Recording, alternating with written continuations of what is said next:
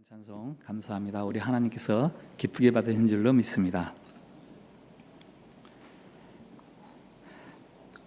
오늘 우리 주시는 하나님의 말씀은 열왕기상 19장 1절부터 8절까지 말씀입니다. 열왕기상 19장 1절부터 8절까지 말씀. 봉독할 때에 살아계신 우리 하나님의 음성으로 들으시기 바랍니다. 아합이 엘리야가 행한 모든 일과 그가 어떻게 모든 선지자를 칼로 죽였는지를 이세벨에게 말하니 이세벨이 사신을 엘리야에게 보내어 이르되 내가 내일 이맘때에는 반드시 내 생명을 저 사람들 중 한 사람의 생명과 같게 하리라. 그렇게 하지 아니하면 신들이 내게 벌 위에 벌을 내림이 마땅하니라 한지라. 그가 이 형편을 보고 일어나 자기의 생명을 위해 도망하여 유다에 속한 브엘세바에 이르러 자기의 사환을 그곳에 머물게 하고 자기 자신은 광야로 들어가 하룻길쯤 가서 한 로뎀나무 아래에 앉아서 자기가 죽기를 원하여 이르되 여호와여 넉넉하오니 지금 내 생명을 거두시옵소서. 나는 내 조상들보다 낫지 못하니이다 하고 로뎀나무 아래에 누워 자더니 천사가 그를 어루만지며 그에게 이르되 일어나서 먹으라 하는지라. 본즉 머리맡에 숯불에 구운 떡과 한 병 물이 있더라. 이에 먹고 마시고 다시 누웠더니 여호와의 천사가 또다시 와서 어루만지며 이르되 일어나 먹으라. 내가 갈 길을 다 가지 못할까 하노라 하는지라. 이에 일어나 먹고 마시고 그 음식물의 힘을 의지하여 40주 40야를 가서 하나님의 산 호렙에 이르니라. 아멘. 샬롬. 샬롬. 우리 옆에 분들하고 우리 서로 밝은 얼굴로 축복의 인사를 나눕시다. 하나님께서 우리를 사랑하십니다.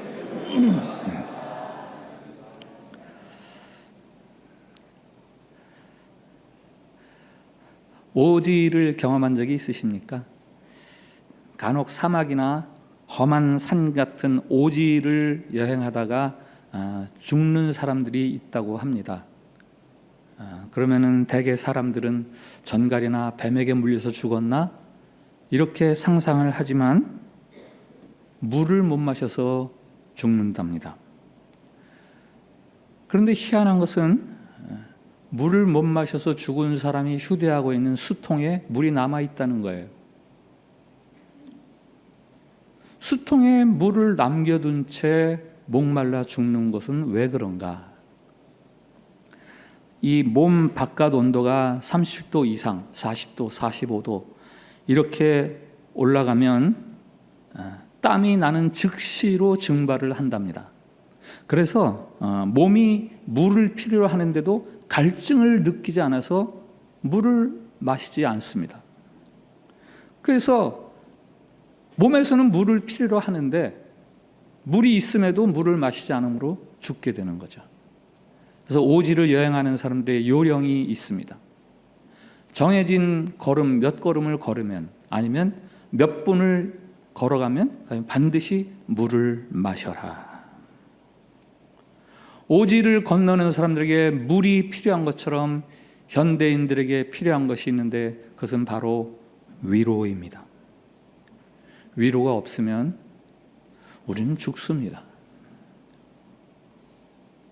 소통 전문가라고 불리는 김창옥 교수를 아실 겁니다. 유머와 해악이 넘치는 강의로 많은 인기를 끌고 있습니다. 그분이 강의 활동을 시작한 지 6년쯤 지나서 우울증에 걸렸습니다. 남을 웃게 만들다가 내가 우울증에 걸렸습니다. 감정 노동자라고 그러잖아요. 자기 감정에 상관없이 주어진 역할을 해야 하는 사람들. 상담가 혹은 개그맨, 목사도 좀 비슷하고요. 부모도 마찬가지입니다. 자기의 상태에 상관없이 다른 사람을 섬기고 돌보아야 합니다. 위로해 주어야 합니다. 어느 날 이 김 교수님이 강의에 들어가려고 하는데 전화가 왔습니다. 전화로 받은 메시지는 아버지가 지금 암에 걸리셨다. 아버지가 암에 걸렸다는 소식을 듣고서 바로 강의에 올라가서 사람들을 웃기면서 위로를 해줍니다. 그러면서 그래야 하는 자신 때문에 점점 더 우울해집니다. 내가 좀 상담이 필요하구나. 그런데 어디를 가서 상담을 받을 수가 없습니다. 이미 자기는 유명한 상담가로 대한민국에 널리 알려져 있기 때문에 내가 누구를 가서 상담을 받겠습니까? 그럴 즈음에 한 카톨릭 교회에서 신부님들을 대상으로 해서 강의를 해달라라는 초청이 왔습니다. 신부님들한테 상담을 받으면 되겠다. 왜요? 그분들은 들은 것에 대해서 일절 말하지 않는 게 훈련된 사람들이잖아요. 가서 강의를 하면서 유독 눈에 띄는 한 사람인데 너무 잘 웃는 거예요. 너무 잘 웃어서 강의를 하면서 내가 끝나면 저 사람한테 상담을 받아야지. 마침 강의가 끝나니까 그 신부님이 먼저 오는 거예요. 인사를 하면서 제일 잘 웃던 그 신부님이 이렇게 말합니다. 교수님, 저 좀 상담 좀 해주세요. 저 신부 그만두고 싶어요.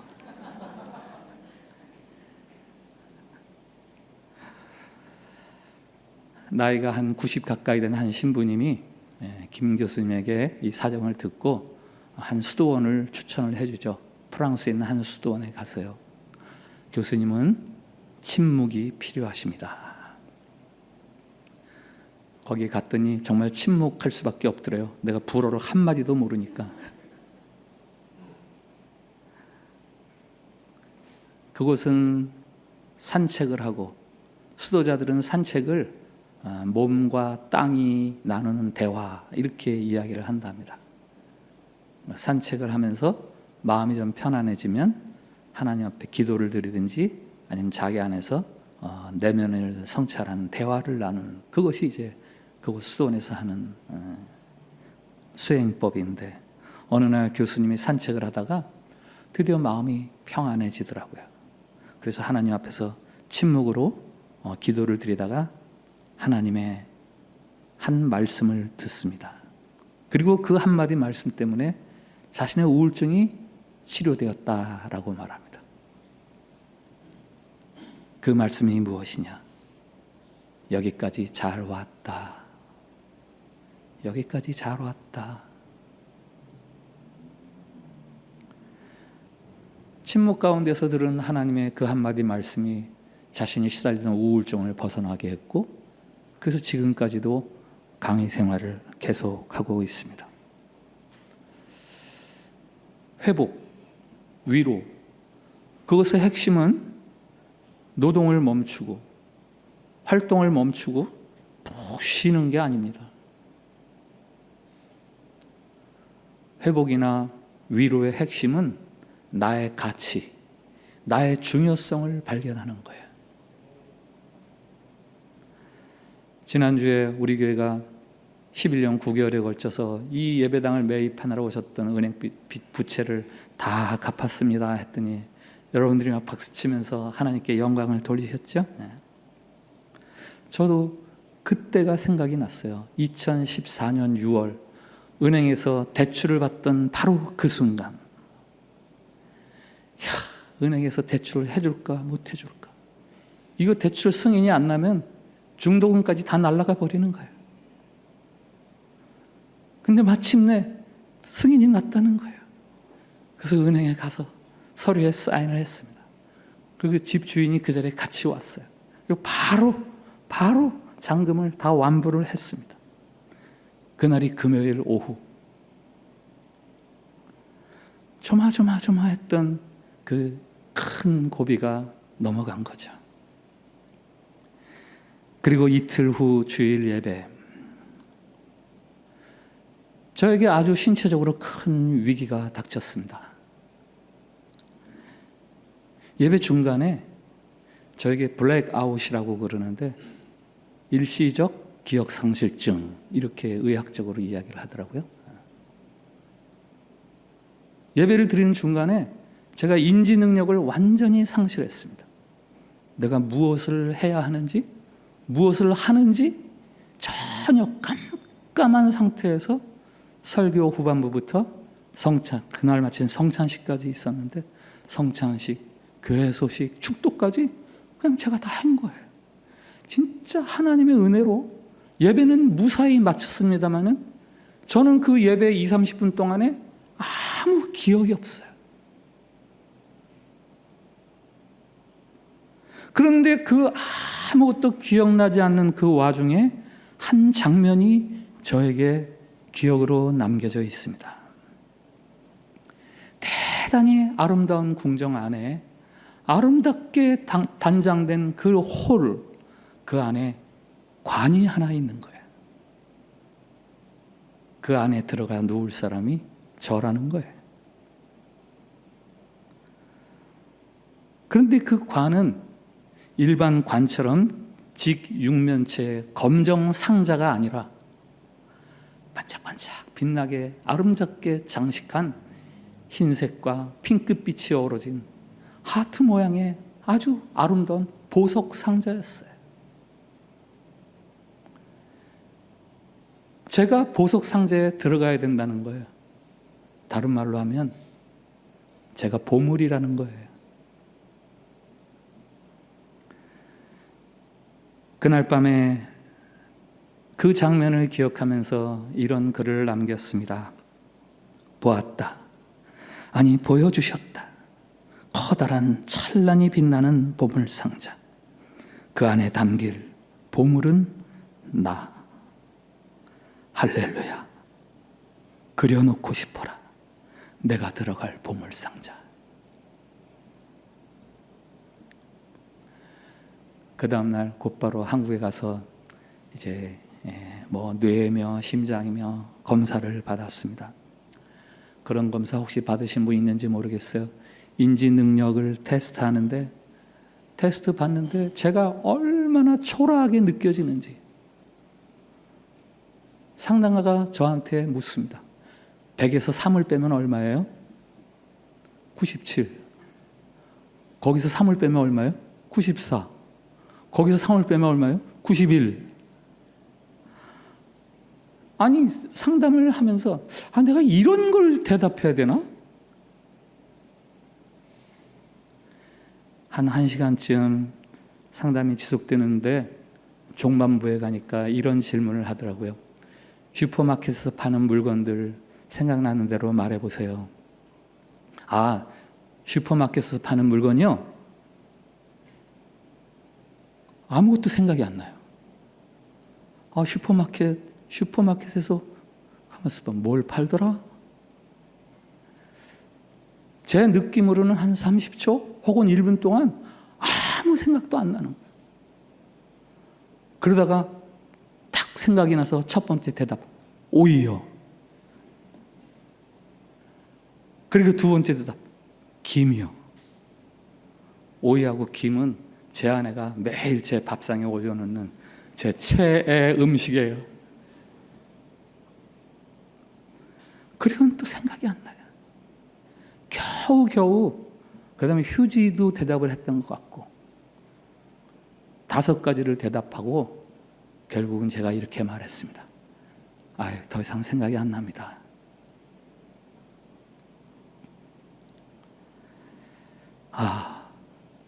내 사고력에 심각한 장애가 생겼구나. 난 여기서 목회를 그만둬야 되겠구나. 그때는 정말로 제가 목회를 그만둬야 된다고 생각했습니다. 왜? 인지 능력을 상실했으니까. 그러나 그럼에도 불구하고 제 마음은 아주 평안했고 아주 태연했습니다. 왠지 아세요? 그때 그 블랙아웃 20-30분 안에 제가 보았던 한 장면. 나는 보물이야. 나는 보물이야. 그 한 가지 그림 때문에 제가 정말 오지였다라고 한 그 순간에도 태연하고 평안할 수 있었어요. 성경에는 인생의 광야 같은 오지를 경험하는 많은 사람들의 이야기가 나와 있습니다. 구약의 선지자 예레미야를 아시죠? 예레미야가 고향 사람들로부터 목숨을 살해당하는 위협을 받습니다. 왜요? 유다의 죄를 고발하거든요. 우리가 하나님 앞에 잘못했다. 하나님 앞에 돌아가야 된다. 아니, 좋은 말도 3번 이상 하면 듣기 싫은데 우리가 잘못했어. 우리가 잘못했어. 계속해서 이야기를 하니까 고향 사람들이 예레미야를 죽이려고 하죠. 예레미야에게는 오직 경험입니다. 예레미야가 하나님 앞에 간구합니다. 하나님, 악한 저들을 벌해주세요. 하나님은 의로우시잖아요. 오지를 경험하는 예레미야로서는 정말 정직한 고백입니다. 그때 하나님이 주시는 말씀이 있어요. 살다 보면 말과 경주해야 될 것 같은 그런 말도 안 되는 경우가 있게 된다. 강이 넘치는 것 같은 그런 엄청난 곤란함을 겪을 때가 있다. 너의 가족, 너의 친척, 다 너를 실망시킬 수 있는 사람들이니 행여 누가 좋은 말 하더라도 그것 때문에 그 사람들의 말에 귀를 기울이지 말아라. 요 다른 말로, 요즘 말로 번역을 하면 환경 보지 말라 이 말씀이에요. 좋든 나쁘든 환경 때문에 너무 흔들거리지 말아라. 그러면 그 다음 생략된 결론적인 말은 뭐예요? 하나님 한 분만 바라보라 이거죠. 너의 위로요, 너의 의지할 바는 오직 하나님밖에 없다. 어떤 어려움을 겪더라도 하나님은 의지할 수 있는 분이시다. 찬송가 292장은요, 저는 주님 없이는 살 수 없습니다 라는 고백으로 드리는 찬송이에요. 왜냐하면 주님의 그 보혈과 주님의 위로하심, 그것만이 제 생애의 힘이기 때문입니다 라는 거죠. 화면을 한번 띄워주세요. 2절과 3절 가사를 띄웠습니다. 주 없이 살 수 없네 나 혼자 못서리 힘없고 부족하며 지혜도 없도다. 내 주는 나의 생명 또 나의 힘이라. 주님을 의지하여 지혜를 얻으리.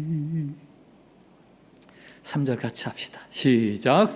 주 없이 살 수 없네 내 주는 아신다.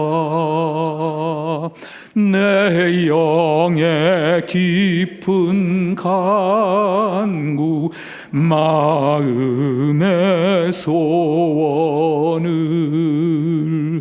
주밖에 나의 마음 네 알아주리오. 내 마음 위로하사 평온케 하시네. 우리를 흔들고 우리를 복잡하게 만드는 숱한 이유들이 있죠. 내가 알고 있는 나의 연약함, 나의 무지함, 나의 한계, 그 육신의 병과 노쇠해져가는 내 육신, 몸과 마음을 쿡쿡 찌르는 그 심신의 통증들, 어렵고 힘든 처지, 환경, 불투명한 미래로 인해 밀려드는 답답함과 난감함, 거듭되는 실패들, 이런 것들 때문에 혹시 지금 내가 오지 한가운데 있지 하는 분들이 계십니까? 여러분을 택하시고 여러분을 부르시고 여러분을 인도하셔서 마침내 여러분을 영화롭게 해주실 그 하나님의 놀라우신 사랑과 은총, 여러분을 이끌어 가시고 여러분들의 빈 곳들을 채워주시며 여러분들을 가장 좋은 곳으로 이끌으실 그 선하신 손길, 하나님의 그 선하신 손길을 부디 바라보시면서 여러분들이 위로를 얻으실 수 있기를 진심으로 축복합니다. 예수님의 제자들에게도 오지 경험이 있었어요. 직업을 버리고 가족들을 버리고 저분이 내 인생의 구원자다 라고 따라다녔는데 그분이 갑자기 뜻하지 않게 십자가에서 맥없이 죽어버리는 거예요. 두려웠고 시르에 빠질 수밖에 없죠. 그들이 들어가서 꼭꼭 닫아놓은 그 다락방 문은 그들의 닫힌 생각, 닫힌 미래, 닫힌 세계를 이야기하는 거예요. 엠마오로 가는 두 제자의 발걸음, 그것은 지금까지 살아왔던 삶에 대한 시르의 낙담, 그것을 말해주는 거죠.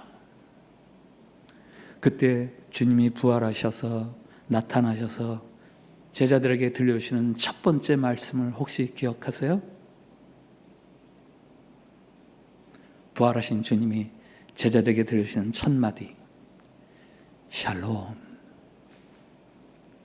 샬롬, 너희들에게 평화가 있기를. 부활하신 주님과 들려주시는 그 한마디 말씀, 그것 때문에 제자들이 다시 삶을 회복하는 거예요. 그들의 오지를 극복하는 겁니다. 하나님이 그 오지 경험을 한 베드로, 그의 입술을 통해서 우리에게 말씀하십니다. 너는 택한 족속이요 왕같은 제사장이요 하나님의 소유된 백성이고 그의 거룩한 나라다. 사도 바울도 마찬가지죠. 그도 오지를 경험한 사람입니다. 그러나 그 사도 바울의 입술을 통해서 우리에게 말씀하십니다. 우리가 이 보배를 질그릇에 가졌다. 우리를 향해 보물이라고, 거룩한 백성이라고 하시는 이유는요, 그래 너 성공했구나 라는 말이 아니에요. 너가 위대한 업적을 이루었구나 라는 말이 아닙니다. 그냥 너 사랑스러워 라는 말이에요. 1살, 2살, 저기 지금 유아실에 어린아이들이 있지만 저 아이들이 똥을 싸는 것도 이쁘고 사랑스럽잖아요. 저런 어휴 많이 쌌네. 여러분, 우리가 아무것도 안 해도요, 하나님은 우리에게 말씀하세요. 너희는 내 소유다. 너는 보물이야 나에게. 이 보물의식, 보배의식을 가지고 절망하고 주저앉고 싶은 오지, 그 인생의 오지들을 부디 거꾸로 감사와 환호성을 가지고 통과하는 그런 여러분이 되기를 진심으로 축복합니다. 오늘 본문 열왕기상 19장에도 인생의 오지를 경험하는 또 한 사람의 이야기가 담겨 있어요. 그는 선지자 엘리야입니다. 그 앞에 바로 18장에서는 바알과 아세라 선지자 850명과 엘리야 한 사람이 대결을 벌여요. 850대 1. 그때 1이어야 하는 엘리야가 느끼는 그 압박감을 혹시 상상할 수 있으세요? 3대 1, 8대 1만 돼도 심하게 움츠러들죠. 내 80대 1도 아니고 850대 1. 그러나 엘리야가 제단을 쌓았을 때 여호와의 불이 그 제단에 임하면서 엘리야의 제물을 태웁니다.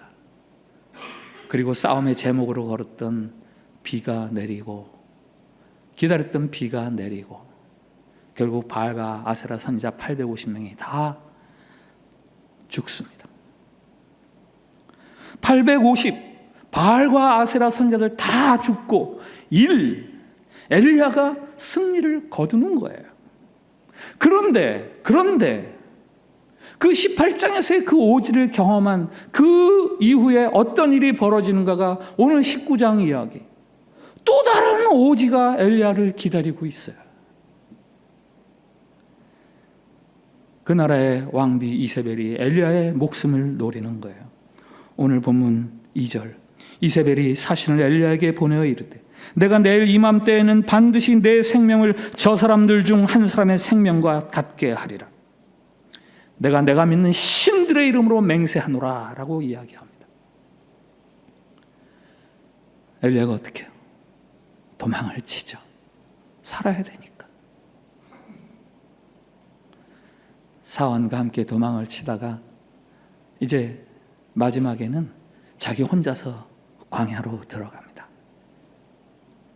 4절. 자기 자신은 광야로 들어가 하룻길쯤 가서 한 로뎀나무 아래에 앉아서 자기가 죽기를 원하여 이르되 여호와여 넉넉하오니 지금 내 생명을 거두어 주옵소서.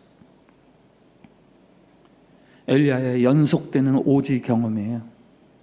하나님, 나 차라리 죽는 게 더 좋을 것 같아요. 그때 하나님이 다시 또 엘리야를 회복시키세요. 어떻게? 먼저 푹 자게 합니다.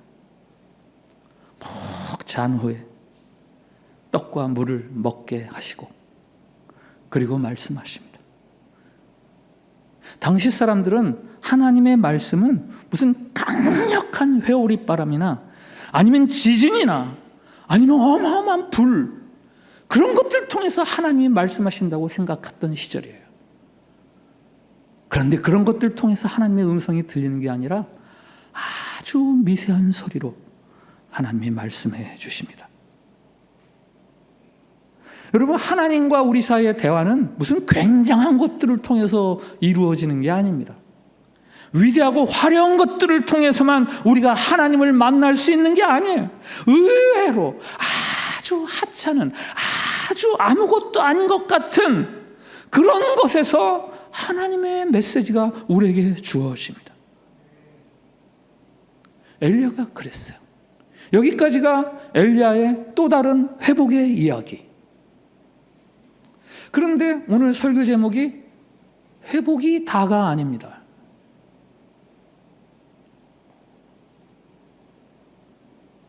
저 설교 제목은 회복, 그 다음에 뭐가 또 있다는 거예요. 뭐겠어요? 회복, 그 다음에 있을 것은 무엇입니까? 사명입니다. 사명. 하나님은 엘리야를 단순히 회복시키는 정도에서 멈추지 않으셨어요.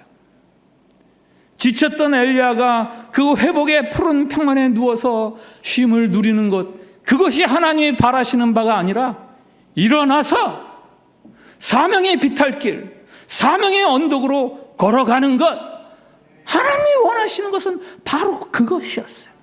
그래서 오늘 15절 이후에 하나님이 말씀하십니다. 이제 가서 아람의 왕을 세워라. 북이스라엘의 왕을 네가 기름 부어서 세워라. 네 대를 이을 너의 후계자 선지자를 세워라. 오늘 설교의 요약문을 정리했습니다. 화면 한번 띄워주세요. 하나님은 우리를 회복시키시는 하나님이십니다. 그러나 그 정도가 다가 아니에요. 하나님은 우리가 사명자로 살기를 원하십니다. 회복의 평원에서 사명의 언덕으로 올라가기를 하나님이 원하십니다. 르바란 휴가 기간을 맞이하면서 여러분이 바랬던 것이 무엇입니까? 제일 많이 주고받는 인사가 있었죠? 이번에 어디 가세요? 이번에 어디 가세요? 여행, 조용한 곳이든 무슨 문화여행이든 아니면 그냥 자카르타 안 막히고 너무 좋은데 맛집이나 순회할 겁니다. 이런 사람도 제가 아는 한 사람이 있고요. 아주 그냥 아무것도 그냥 쉴 거예요. 푹 쉬면서 그냥 일상에 지친 나를 회복하고 싶습니다. 네, 회복이 필요하죠. 요즘 한국 사회에 화두가 있다면 회복 아니에요? 힐링, 회복. 20대들이 비명을 지릅니다. 저에게 좀 미래를 좀 보여주세요. 30대들이 신음소리를 냅니다. 힘들어요. 결혼 좀 하게 해주세요. 아니면 저 어린아이들 좀 어떻게 좀 해주세요. 40대 탄식을 하죠. 지쳐요. 힘들어요. 근데 가족들 때문에 울 수도 없어요. 소리도 못 내요. 50대들은 이제 직장에서 물러나면 뭐 하면서 살아야 되나? 뭐 하면서 먹고 살아야 되나? 초점을 잃어버린 텅 빈 눈동자. 60대, 70대. 낮이면 지하철에 60대, 70대가 반이 모여요. 3분의 2쯤 되는 것 같아요. 제가 양평 쪽으로 가는 지하철을 탔었는데 서울 외곽을 벗어나니까 거의 90%가 다 노인들이에요. 이 무료한 시간들을 어떻게 보내나. TGIF라는 말 아시죠? 우리말로 번역하면 맛있는 음식점이 아니라 와 금요일이다. 와 금요일이다. 평일에는 쉴 수 없다가 이제 내일이면 이틀 동안 푹 쉬겠다. 이게 TGIF. 이 시대가 회복, 힐링, 치유 이걸 그냥 너무너무 절실해합니다. 목말라 하죠. 네, 그것도 필요합니다. 그러나 하나님이 우리에게 원하시는 궁극적인 자리는 회복 정도가 아니에요. 힐링이 아닙니다. 그 이상의 자리가 있어요. 사명의 자리. 한번 저를 따라해 주세요. 힐링을 넘어서 사명으로, 위로를 넘어서 사명으로. 아멘? 성경에서 소개하는 다음 사람들의 이야기를 들으시면서 그들의 공통점이 무엇인지 한번 생각해 보세요. 마태복음 8장에 열병을 앓고 누워있던 베드로의 장모, 그 다음 마가복음 1장에 예수님에 의해서 치유받는 나병 환자, 그 다음 누가복음에 나오는 세리장 삭개오, 그 다음 요한복음에 나오는 사마리아 수가성의 한 여인, 그 다음 사도행전에 나오는 예루살렘 성전 미문 앞에서 구걸하는 걷지 못하는 장애를 가진 거린, 그리고 또 사도행전에 나오는 사울이라고 이름 불리는 청년. 이들의 공통점이 뭐죠? 다 성경이 보여주는 힐링의 이야기, 치유의 이야기들이에요. 사울은 눈 못 보다가 눈 뜨잖아요. 그러나 그 힐링, 위로, 치유에서 성경은 끝나지 않습니다. 그들의 삶을 사명으로 이끌어 가십니다.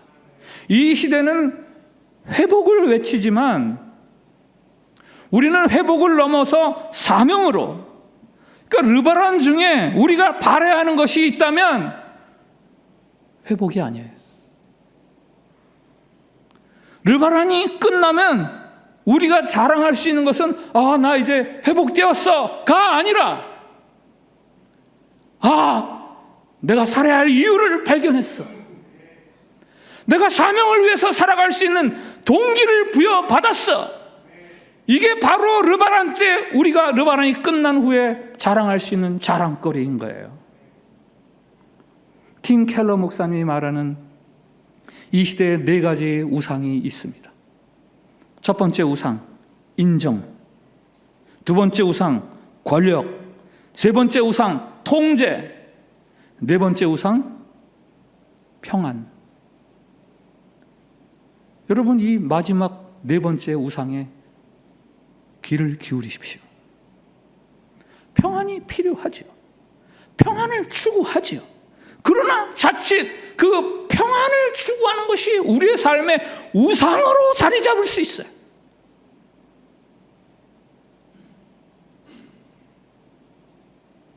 고전 중에 고전 토마스 아켄퍼스의 그리스도를 본받아라는 책의 일부를 인용합니다. 화면 한번 띄워주세요. 같이 읽습니다. 시작. 하늘나라를 사랑하는 자는 많으나 예수님의 십자가를 지고 그분을 쫓아가는 자는 적다. 위안을 고대하는 자는 많으나 괴로움을 갈망하는 자는 소수에 불과하다. 잔치에 동참하려는 자는 허다하나 금식에 함께할 자는 적다. 그 다음, 모든 이가 그분의 즐거움에 참여하고 싶어 하지만 어떤 고난이라도 기꺼이 받으려는 자는 극히 드물다. 떡을 떼는 데까지 따르는 자는 많으나 고난의 잔을 마시는 데까지 이르는 자는 소수다. 기적을 경외하는 자는 많으나 십자가의 치욕에까지 따라가는 자는 소수에 불과하다. 르바란 휴가 기간을 보내고 있는 여러분, 오늘 말씀 결론을 맺습니다. 여러분에게 위로가 되고 힘이 되는 유일한 것이 있다면 그것은 하나님이에요. 그것은 바로 우리 주님입니다. 예수 그리스도를 통해서 보여주시는 그 하나님의 사랑의 메시지, 사랑의 음성, 그것을 들으십시오. 그러면 여러분이 위로를 얻을 수 있습니다.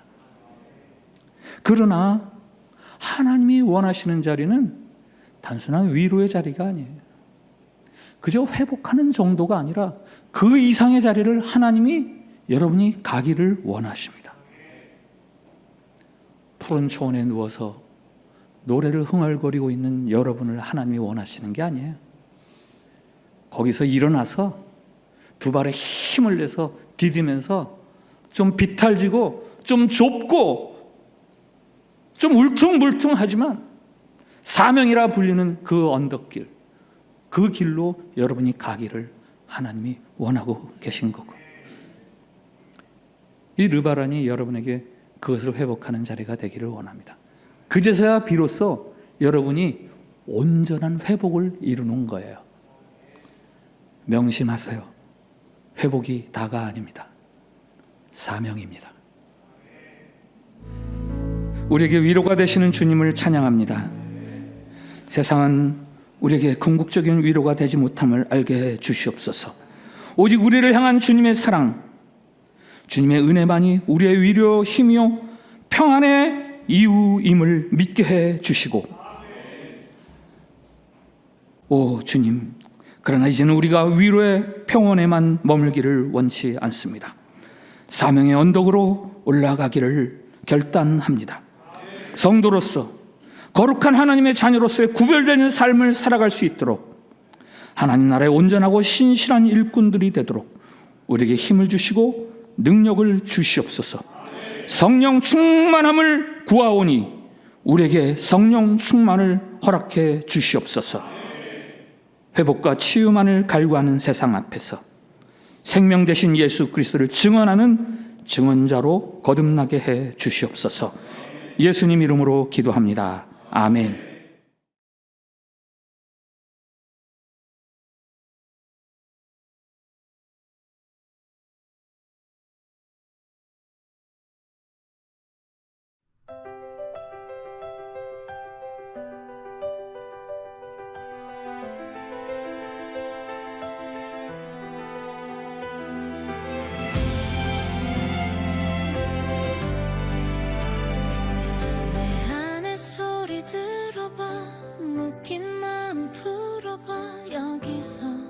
시작되는 길, 희망의 빛을 따라가 스스로를 찾아가 더 넓은 세상으로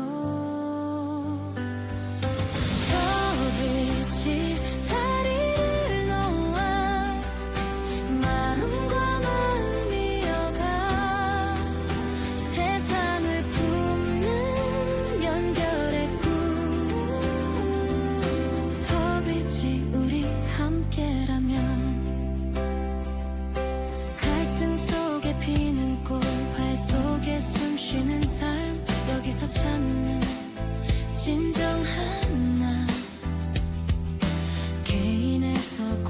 채로 문하에서 또